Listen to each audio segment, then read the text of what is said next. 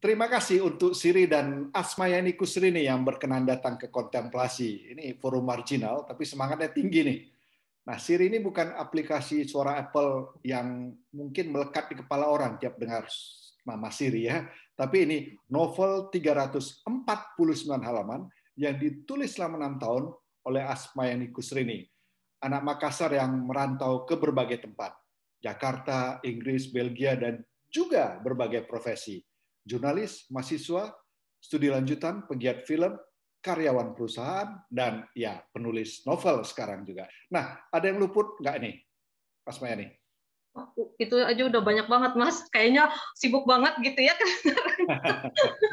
Nah, ini Siri ini, penuturannya ini kan seperti keping-keping yang butuh kesabaran membaca dan juga mikir. Bukan cuma ceritanya yang keping-keping, tapi tokoh penuturnya juga berganti-ganti tiap bab.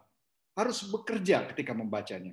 Nah, saya menduga pembaca seperti itu nggak banyak. Betul. Resiko sih sebetulnya, Mas, benar. Itu sempat salah satu yang membuat saya lama juga untuk menyerahkannya ke orang. Karena saya paham juga bahwa ini bakalan ribet itunya. Orang membacanya, tapi saya coba sih ke beberapa orang dulu sebelum saya menyerahkan ke penerbit gitu. Kalau mau lihat dari draft awal bahkan tidak bisa terbaca, Mas. Tidak ada titik koma karena saya pengen kayak apa adegan yang berlangsung kayak simultan gitu loh. Terus dibacakan sampai apa? Tapi kata orang-orang yang pertama kali membacanya itu ngos-ngosan bacanya. Nah, yang versi yang terbit itu udah lumayan rapi sebetulnya. Rapi dalam artian sudah orang udah bisa istirahat membaca gitu, Mas, sudah ada titik koma segala macam. Tapi benar banyak banget yang mengaku bahwa mereka tidak akhirnya berhenti membaca. Yang berhasil membaca sampai akhir, mereka pada umumnya suka gitu. Mereka akhirnya tahu, oh ternyata seperti itu gitu. Oh, maksudnya mereka merasa tidak menyesal melampaui banyak tantangan itu, mikir itu untuk akhirnya tahu endingnya. Apakah Rini memang punya gaya seperti itu yang memang sengaja untuk membuat supaya pembaca juga bekerja dan masuk terlibat dalam ceritanya, atau itu hanya ya gaya Rini yang secara natural keluar saja? Waktu nulis sih memang seperti itu pengennya, maksudnya natural aja gitu. Karena ide ceritanya sendiri sebetulnya kompleks ya, pengen bercerita tentang sebuah keluarga dan semuanya adalah tokoh utama. Keluarga ini adalah tokoh utama. Itu dari masalahnya mereka aja sudah cukup kompleks. Jadi ya mau tidak mau ya harus seperti itu gitu gayanya. Kisah dalam Siri ini juga melalang buana ke banyak tempat. Sudah pasti kota kelahiran Anda, Makassar ya, ada ya. Terus Jakarta, Papua, Amsterdam, Paris. Itu kota-kota yang dikenal banyak orang. Ada juga kota yang nggak pernah didengar orang banyak, seperti Skagen di Denmark atau Kardanili dan Tenaros di Yunani. Nah, apakah kota-kota itu memang berperan kuat dalam cerita atau ini pernah berkunjung ke sana jadi akrab untuk mengambilnya sebagai setting? Sebetulnya kalau mau digampangkan, setting di mana aja bisa gitu. Tapi untuk dua karakter ini yang Arsat di Skagen, kemudian Alitopan di Tenaros, Kardamili, itu memang saya sengaja pilih karena saya memang suka daerah pesisir, dan kedua karena cocok dengan kondisi psikologis dua karakter ini. Mereka orang-orang yang mau lari gitu. Dan menurut saya daerah pesisir itu kan batas antara daratan dan laut gitu. Secara simbolik menunjukkan bahwa mereka either mau jalan terus tapi akhirnya ketemu laut dan mereka harus kembali gitu menghadapi masalahnya gitu loh. Jadi saya pikir dua tempat ini sangat cocok dengan kondisi dua orang ini. Mereka yang ingin pergi tapi kemudian ya mereka tidak bisa terus lagi karena mereka harus kembali. Ada tebing di depan mereka kan, di depannya laut gitu. Nah, terus kenapa Skagen? Di Skagen itu saya sempat waktu dulu ke sana, disitulah saya bertemu seorang pengelana orang Prancis sebetulnya. Dia dalam perjalanan pulang dari Islandia ke Prancis. Tapi kemudian kecelakaan dengan mobil jeepnya. Nah di youth hostel kami bertemu dan dia ceritalah, dia bilang bahwa dia dikira mau bunuh diri segala macam gara-gara menyetir dari Islandia kemudian terdampar di Skagen. Nah itu cerita itu kemudian saya integrasikan ke dalam Siri kan, cerita tentang Arsyad itu. Begitu juga di Tenaro itu. Tenaro itu udah 2 kali ke sana karena ada teman di sana. Jadi cukup akrab dengan daerah itu yang tandus banget sebetulnya, tapi pantainya benar-benar bagus gitu. Cerita teman-teman seniman yang kemudian yang saya masukkan di situ juga. Mereka bercita-cita pengen bikin festival seni di Tenaros itu gitu. Tapi sebetulnya nggak pernah ada sih festival seni di sana, cuman ya karena keinginan teman-teman seniman itu ya yang kemudian saya pikir bagus juga dimasukkan dan cocok dengan karakter si Ali Topan gitu. Oke. Gitu. Kalau judulnya Siri, apa maknanya dan apa pertimbangan memilih judul itu? Sederhananya Siri itu kan malu ya Mas ya, akibat harga diri atau kehormatan yang dilukai karena janji atau aturan atau norma dalam sebuah komunitas yang dilanggar gitu.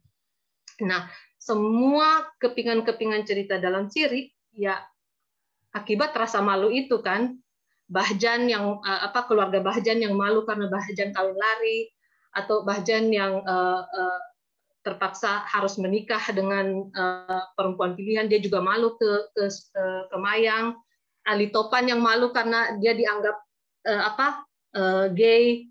Hal-hal semua itu kan rasa malu orang-orang ya yang hidup di masyarakat kita sekarang pada umumnya gitu.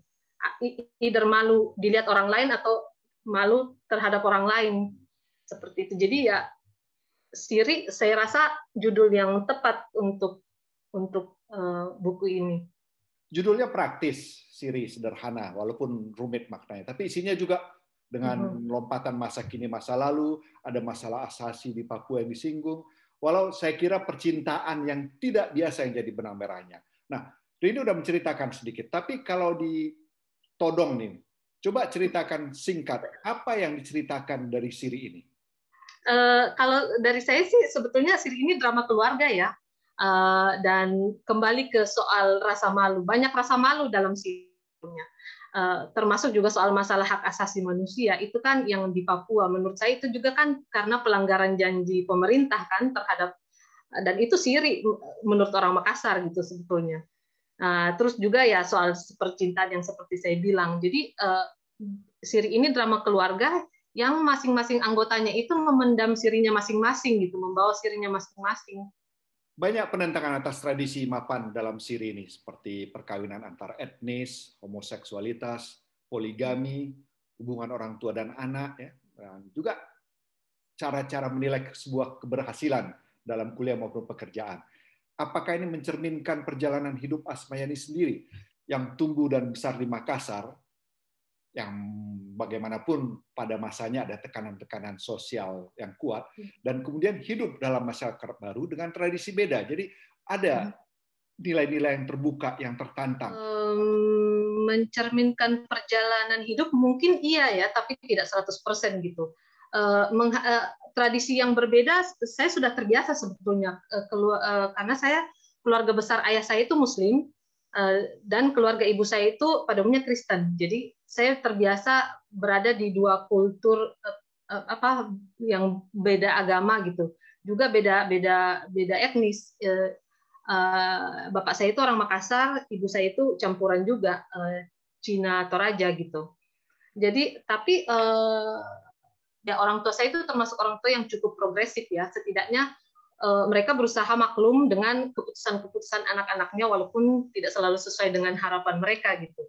Sekarang saya juga menikah dengan orang yang beda agama, beda kultur, tapi secara sehari-harinya sih saya tidak pernah melihat itu sebagai masalah.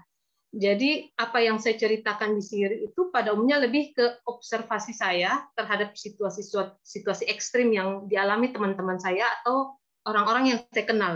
Itu ada teman yang dibuang keluarganya karena menikah dengan orang beda agama, ada yang tidak dianggap anak lagi karena mengaku gay gitu. Permasalahan-permasalahan kontemporer yang dihadapi generasi saya sebetulnya, yang saya masukkan dalam siri. Juga soal poligami. Poligami itu dianggap masalah-masalah yang sudah kayaknya udah jarang terjadi sekarang, padahal sih masih banget, masih sampai sekarang gitu. Intinya saya sih lebih suka menyebut buku ini kayak semacam introspeksi gitu dengan contoh-contoh kasus, contoh-contoh cerita gitu. Nah, pembacalah yang berpikir menurut Anda bagaimana gitu jika Anda dihadapkan pada situasi seperti ini. Latar belakang Asmayani ini beragam. Jurnalis cetak, produser TV, akademisi di Inggris dan di Belgia, juga pengamat pegiat film, plus arsitek kan bidang studinya ya. Iya. Apakah waktu menulis siri ada masalah karena jurnalis menulis fakta, sementara untuk tugas akhir master menulisnya formal? Ada nggak kira-kira masalah atau nggak ada, mengalir saja? Mungkin kalau udah nulis ya nulis saja. Oh no, masalah banget Mas, masalah besar sekali. Jadi ada ketakutan bahwa nanti ada yang memverifikasi apa yang saya tulis. Padahal kan ini fiksi ya. Sebagai wartawan saya terbiasa detail deskripsi dan itu hati-hati karena nanti akan diverifikasi apakah benar dia ngomong ini, apakah si Ana ngomong ini. Nah, ketika menulis diri itu susah sekali membiasakan diri untuk bebas dari kekangan jurnalisme itu loh. Karena saya dididik jadi jurnalis yang harus cek-recek fakta gitu. Nah, membiasakan diri untuk bebas dari kekangan fakta itu ternyata berat gitu. Termasuk bahkan salah satunya misalnya nih Buta Bella. Buta Bella itu nggak ada sebetulnya. Tapi berdasarkan kota kelahiran saya, Majene, saya memutuskan untuk mengubah namanya karena pembantaian orang Cina di dalam siri itu sebetulnya bukan di Majene. Jadi saya akhirnya nanti ada yang verifikasi benarkah di Majene pernah ada terjadi. Nah, akhirnya saya takut di situ. Jadi akhirnya saya mengubah namanya jadi Buta Bella karena cerita itu saya dapat dari tempat lain gitu. Saya selalu takut tiba-tiba ada orang, masa sih pernah ada atau ada yang menyusuri siapa Bahjan ini misalnya. Aku suka sekali gaya bahasa siri. Dan banyak. Tapi ini yang paling suka ya. Boleh ya? Boleh. Silahkan, Mas. Seperti bulu-bulu angsa yang berterbangan dari bantal yang sobek, rumor yang berawal dari warung-warung kopi itu menyebar tak terkendali. Menyusup masuk ke tengah-tengah acara arisan ibu-ibu rumah tangga. Lalu suami-suami mereka mengembuskannya di sela-sela rapat kantor, hingga dengungannya menyusup ke celah-celah ruang di dalam gedung-gedung menteng. Lalu sampai ke telinga para pencari sensasi berita untuk jadi judul utama koran dan tabloid yang memastikan judul mereka bisa terlihat dari jalan raya yang macet ke kios-kios koran di pinggir jalan. Nah, aku ini jurnalis juga. Ini asik sekali ini mendeskripsikan sebuah rumor itu loh. Muncul di visual, di bayangan orang menurutku ya. Kalau Rini punya pilihan apa? Saya sebetulnya paling suka ini sebetulnya pada saat menulis adegan pernikahan Sulis dan Bahjan ketika Mayang ada di situ. Salah satu bagian yang cukup berat saya tuliskan karena cukup lama saya godok untuk bisa dapat itunya feelingnya gitu, feeling bahwa seorang gadis yang merasa aduh, saya ini sebetulnya apa sih, kayak semacam boneka di antara orang-orang yang sebetulnya tidak ada hubungannya dengan dia gitu. Apakah gaya keping-keping dengan tokoh penutur yang berganti-ganti ini akan dipertahankan di novel berikut? Kayaknya sih tidak ya, Mas. Gaya kepingan ini kan karena cocok dengan cerita siri gitu. Karena dia banyak karakter, jadi sementara banyak karakter ini harus bertemu di satu tempat, jadi gaya kepingan ini cocok untuk siri. Tapi novel berikutnya kayaknya sih tidak deh. Novel berikutnya saya sedang nggak perlu dibilang dulu deh. Terima kasih banyak Asmayani Kusrini dan Siri yang sudah mau turun ke bawah ke forum marginal ini, dan Semoga nanti ketemu lagi di novel kedua atau ketiga.